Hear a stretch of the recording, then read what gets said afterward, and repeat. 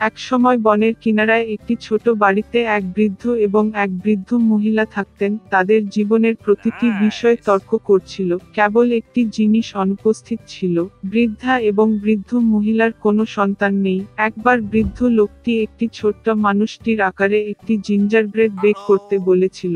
বুড়ো মহিলা শস্যাগার দিকে তাকালো এবং প্রায় কোনো ময়দা অবশিষ্ট ছিল না। তিনি একটি বাটি নিয়ে গেলেন এবং বাক্সের সাথে স্ক্রাব করে নিচে বয়ে গেলেন এবং 2 মুঠো আটা 1 মুঠো জড়ো করলেন। বুড়ো মহিলা টক ক্রিম দিয়ে ময়দা গাঁথল এবং যখন সে টেবিলের উপর একটি জিঞ্জারব্রেড বের করছে, তখন সে তা নিয়ে একটি ছোট পুরুষের আকারে তৈরি করেছিল। বাহু, পায়ে, মাথা দিয়ে এবং চুলায় রাখুন। কিছুক্ষণ পরে বৃদ্ধা জিঞ্জারব্রেড বেক করা হয়েছে কিনা তা দেখতে এসেছিলেন। এটি নিয়ে উইন্ডোতে ঠান্ডা করার জন্য রেখেছিলেন। জিঞ্জারব্রেড লোকটি ঠান্ডা হয়ে শুয়ে পড়ল, তবে হঠাৎ উঠে বাড়ির বাইরে যতটা সম্ভব দৌড়ে গেল। জানালা থেকে বেঞ্চের দিকে, বেঞ্চ থেকে মেঝেতে, মেঝে এবং দরজাগুলি থেকে, বারান্দা থেকে বারান্দায়, উঠান থেকে গেটের দিকে প্রবেশ করলো আরও দূরে এবং বৃদ্ধ মহিলা তার স্বামীকে ডেকে নিয়ে যায় এবং তারা দুজনেই তার পিছনে ছুটে যায়। কিন্তু জিঞ্জারব্রেড মানুষটি ধরা এত সহজ নয়। এখন তিনি ইতিমধ্যে মাঠে পৌঁছেছেন যেখানে কৃষকরা তাদের ফসল মাড়াই করছিলেন। দৌড়ে অতীত আদা রুটি লোকটি তাদের কাছে চেঁচিয়ে উঠল যে তিনি ইতিমধ্যে বৃদ্ধ মহিলা এবং বৃদ্ধ ব্যক্তির কাছ থেকে পালিয়ে এসেছেন এবং সে খুব সহজেই তাদের থেকে পালিয়ে যাবে। কৃষকরা এই শুনে তার পিছনে ছুটে গেল, তবে তারা যত দ্রুত দৌড়ান তারা তার সাথে ধরা পড়তে পারেনি। একজন আদাবাঁধা লোক দৌড়ে সেই মাঠে গিয়েছিল যেখানে কাঁচা ঘাস কাটছিল। দৌড়ে অতীতে তিনি তাদের কাছে চিৎকার করেছিলেন যে তিনি ইতিমধ্যে বৃদ্ধ মহিলা, বৃদ্ধা এবং কৃষকদের কাছ থেকে পালিয়ে এসেছেন এবং তিনি খুব সহজেই তাদের কাছ থেকে পালিয়ে যাবেন। কাচিরা এ জাতীয় উপহাসকে দাঁড়াতে পারেনি। প্রত্যেকে দৌড়ে জিঞ্জারব্রেড লোকটির পরে। তারা যতটা পারে দ্রুত চালায়, তবে তারা ধরতে পারে না এবং ছোট লোকটির সাথে দেখা করতে। গরুটি হাঁটছে। সে চিৎকার করে বলল যে সে ইতিমধ্যে বৃদ্ধ মহিলার কাছ থেকে, বৃদ্ধ কৃষক এবং কাচের কাছ থেকে পালিয়ে গেছে এবং সে খুব সহজেই তার কাছ থেকে পালিয়ে যাবে। গরু রেগে গেল এবং জিঞ্জারব্রেড লোকটির পিছনে ছুটে গেল, কেবল সে ধরতে পারে না। আর একজন শূকর তার সাথে দেখা করছিল। ছোট লোকটি চিৎকার করে বলে উঠল যে সে ইতিমধ্যে বৃদ্ধ মহিলা, বৃদ্ধা, কৃষক, কাঁচা ও গরু থেকে পালিয়ে গেছে এবং সে খুব সহজেই তার কাছ থেকে পালিয়ে যাবে। একটি শূকর চিৎকার করে তার পিছনে ছুটল, কেবল সে ধরতে পারল না, সে খুব মোটা। একটি আদা রুটি মানুষ রাস্তা দিয়ে দৌড়ে যায় এবং একটি খরগোশ তার সাথে দেখা করে। ছোট্ট লোকটি বলেছিল যে সে ইতিমধ্যে বৃদ্ধ মহিলা, বৃদ্ধা, কৃষক, কাঁচা, গরু এবং শূকরের কাছ থেকে পালিয়ে এসেছিল এবং সহজেই তার থেকেও পালিয়ে যাবে। খালি এই কথা শুনে তার পিছনে দৌড়ে গেল, বা ছোট মানুষটির সাথে সে ধরতে পারে না, কেবল হরে তাকে দেখেছিল। একটি জিঞ্জারব্রেড লোক ছুটে আসে এবং একটি নেকড়ে তার সাথে দেখা করে। আমি আপনাকে খাবো, বলে। আর ছোট লোকটি উত্তর দিল যে সে ইতিমধ্যে বৃদ্ধ মহিলার কাছ থেকে, বৃদ্ধ, কৃষক, কাঁচা, গরু, শূকর এবং খড়ের কাছ থেকে পালিয়ে গিয়েছিল এবং সেও খুব সহজেই তার কাছ থেকে পালাতে পারত। নেকড়ে লম্বা হয়ে জিঞ্জারব্রেডের দিকে ছুটে গেল এবং সে লাফিয়ে উঠল আর তার সাধ্যমতো দৌড়ে গেল। কেবল নেকড়ে তাকে দেখে। একটি জিঞ্জারব্রেড লোক ছুটে চলেছে এবং একটি বিশাল ভালুক তার সাথে দেখা করছে। তার ছোট মানুষটি ভয় পেল না, কিন্তু চেঁচিয়ে উঠল যে সে ইতিমধ্যে বৃদ্ধ মহিলার কাছ থেকে, বৃদ্ধা, কৃষকদের কাছ থেকে, কাঁচা থেকে এবং গরু থেকে, শূকর থেকে, খড়ের কাছ থেকে এবং নেকড়ে থেকে পালিয়ে গেছে এবং সেও খুব সহজেই তার কাছ থেকে পালিয়ে যাবে। একটি প্রচণ্ড ভালুক তার পায়ে স্ট্যাম্প লাগালো এবং তার পিছনে দৌড়ে গেল, তবে ভালুকটি খুব দ্রুত ধীরে ধীরে পড়েছিলেন।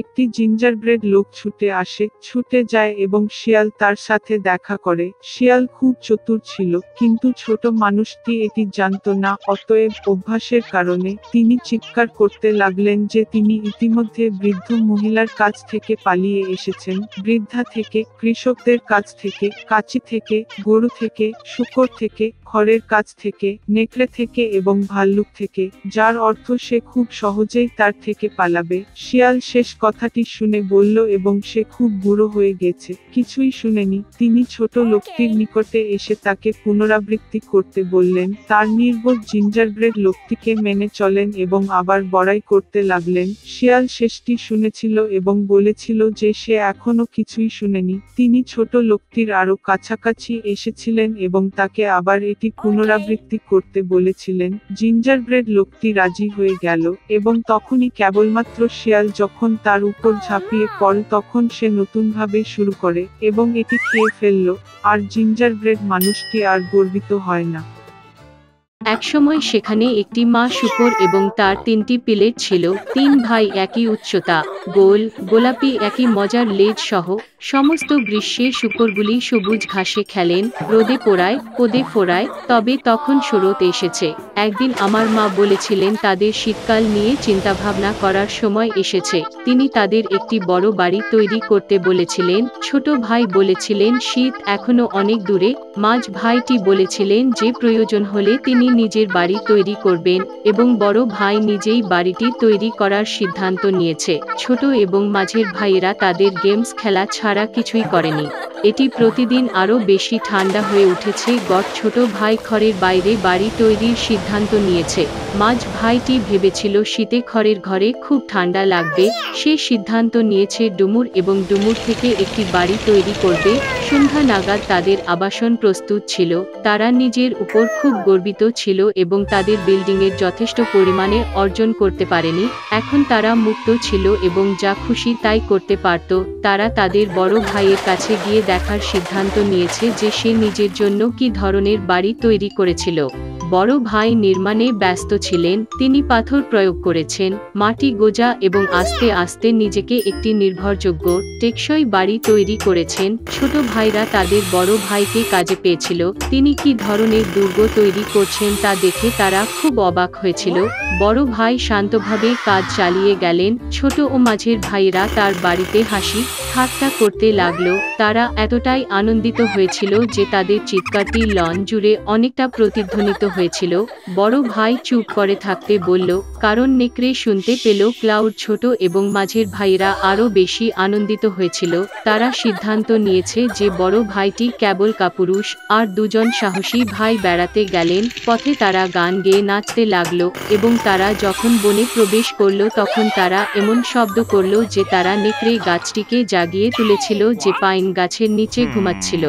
অসন্তুষ্ট ও ক্ষুধার্ত নেকড়ে সেই জায়গায় গিয়েছিল যেখানে দুটি বোকা শুয়োরের চিৎকার এসেছিল। ভাইয়েরা আনন্দের সাথে হাঁটলেন এবং নেকড়ের সাথে তারা কিভাবে সহজেই আচরণ করবেন তা নিয়ে কথা বলতেন এবং হঠাৎ তারা একটি বাস্তব জীবিত নেকড়ে দেখতে পেল। তিনি একটি বড় গাছের পেছনে দাঁড়িয়ে ছিলেন। তার চোখ ছিল খুব দুষ্ট এবং এক বিশাল দাঁতযুক্ত মুখ। ভাইয়েরা এতটাই ভীত হয়েছিল যে তাদের পাতলা লেজগুলি কাঁপতে কাঁপতে কাঁপতে কাঁপতে থাকে। নেকড়ে লাফ দেওয়ার জন্য প্রস্তুত। সে দাঁত ছিঁড়ে এবং ডান চোখটি পলক করে। শূকরগুলি হঠাৎ তাদের হুঁশ হয়ে আসে এবং বনজুড়ে চিৎকার করে পালাতে ছুটে যায়। ধুলার মেঘ তুলে তারা প্রত্যেকে নিজের নিজের বাড়িতে ছুটে গেল। ছোট ভাই দৌড়ে তার খাঁজ কুড়ে ঘরের কাছে এসে নেকড়ের সামনে দরজায় ধাক্কা মারল। নেকড়ে বড় হয়ে দরজা খোলার দাবি করলেন। ছোট ভাই ভয়ে ভয়ে একটা কোথাও বলতে পারল না। তখন নেকড়ে ফুঁকতে শুরু করলো। হালকা ছাদ তাৎক্ষণিকভাবে ছড়িয়ে পড়া কুড়ে ঘরটি থেকে উড়ে গেল। নেকড়ে একটি গভীর নিঃশ্বাস নিয়েছিল এবং দ্বিতীয়বার ফুঁসে উঠল এবং সেই ছাঁচের ঘরটির সমস্ত দিকেই উড়ে গেল। নেকড়ে খুশি হল, দাঁত ছিটিয়ে তার ছোট ভাইয়ের উপর ঝাঁপিয়ে পড়ল, কিন্তু শূকরটি চূড়ান্তভাবে ধাক্কা মেরে দৌড়ে গেল। সে ছুটে গেল মাঝ ভাইয়ের বাড়িতে। ভাইরা নিজেকে লক করে রাখতে এবং একে অপরের দিকে হতাশ হয়ে তাকিয়ে থাকে। নেকড়ে রেগে গিয়ে ফুঁকতে শুরু করলো। বাড়িটা খানিকটা জিজ্ঞাসা করা। নেকড়েটি দ্বিতীয়, তৃতীয় এবং তারপরে চতুর্থ বার উড়ে গেল, তবে বাড়িটি তখনও দাঁড়িয়ে ছিল। নেকড়ে একটি দীর্ঘ নিঃশ্বাস নিয়ে পঞ্চবারের জন্য উড়ে গেল। ঘর কাঁপতে কাঁপতে ভেঙে পড়ল। ধ্বংসাবশেষের মাঝে কেবল একটি দরজা কিছুক্ষণ দাঁড়িয়ে ছিল। ভয়াবহতায় শূকরগুলি তাদের বড় ভাইয়ের বাড়িতে ছুটে যায়। নেকড়ে তাদের পিছনে ছুটল। তিনি নিশ্চিত যে এবার শূকরগুলি তার কাছ থেকে পালাবে না। শূকরগুলি শুকরগুলি দ্রুত এমনকি বড় আপেল গাছটিকে আঘাত না করে দ্রুত পেরিয়ে যায়, আর নেকড়ে ঘুরতে এবং আপেল গাছটিকে আঘাত করার সময় পেল না, যা তাকে আপেল দিয়ে কভার এঁকে রেখেছে। একটি শক্ত আপেল তাকে চোখের মাঝে আঘাত করল, নগ্নের কপালে একটা বড় গোঁফ লাফিয়ে উঠল। এই সময়ে ছোট এবং মধ্য ভাইরা বড় ভাইয়ের বাড়িতে ছুটতে এবং দরজাটি বোল্ট করতে সক্ষম হয়েছিল। নেকড়ে দৌড়ে দরজার দিকে গেল, বড় হয়ে দরজা খোলার দাবি করল। ছোট ভাইরা খুব ভয় পেয়েছিল এবং এর বিনিময়ে কিছুই বলতে পারল না, এবং বড় ভাই জানতো যে শক্ত পাথরের ঘরে তার এবং তার ভাইদের ভয় পাওয়ার কিছুই নেই। তারপরে নেকড়ে আরো বাতাসে চুষতে শুরু করলো, সাথে সাথেই উড়ে গেল। তবে যতই এটি উড়ে গেল, একটি পাথরও সরল না, এবং তারপরে তিনি তাকিয়ে দেখলেন ছাদে একটি বৃহৎ প্রশস্ত চিমনি। সে সাবধানে ছাদে উঠে পাইপের নিচে যেতে লাগলো। শূকরগুলি একটি গন্ডগোল শুনেছিল। বড় ভাই তাৎক্ষণিকভাবে অনুমান করলেন যে বিষয়টি কি ছিল। তিনি তাড়াতাড়ি কলসির দিকে ছুটে গেলেন। এতে জল ফুটছে এবং আইডি আকনা ছিঁড়ে ফেলেছে। নেকড়ে নল দিয়ে নেমে সোজা কলসির মধ্যে পড়ে গেল, চোখ কপালে চওড়া। কাঁচা নেকড়ে একটি বুনো গর্জন নিয়ে ছুটে গেল এবং ছুটে গেল বনের দিকে, এবং তিনটি ছোট শূকর তার দেখাশোনা করেছিল এবং খুশি হয়েছিল যে তারা এত চালাকভাবে দুষ্ট ডাকাতকে একটি শিক্ষা দিয়েছিল। সেই সময় থেকে ভাই এবং তাদের মা এক ছাদের নিচে একসাথে থাকতে শুরু করেছিল।